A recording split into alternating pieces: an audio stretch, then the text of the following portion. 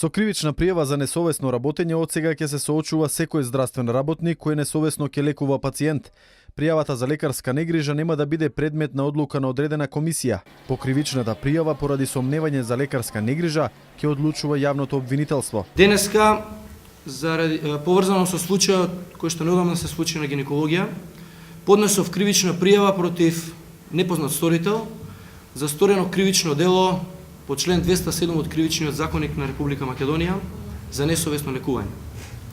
На овој начин барам од основното јавно обвинителство да испита, да истражи, да провери дали во овој случај има вина. Ако има вина, виновникот во постапка согласно закон да биде казнет, да биде утврдена санкција. Тодоров посочи дека одговорноста мора да се персонализира и да се тргне прстот од сите здравствени работници. Виновникот треба да се казни по постапка утврдена со закон, поради што министерот апелираше секој оној кој е сведок на лекарска негрижа да го пријави случајот за сторителот да биде казнет. Секој, тоа е член 141 од Законот за кривична постапка.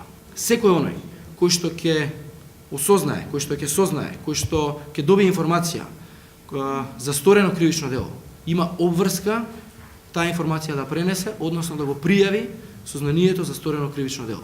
Тоа е обврска на секој граѓанин на Република Македонија, без разлика дали станува збор за новинар, дали станува збор за министер, за институција. При пријавување на лекарска негрижа потребна е и внимателност, бидејќи клеветата и лажното информирање исто така е кривично дело.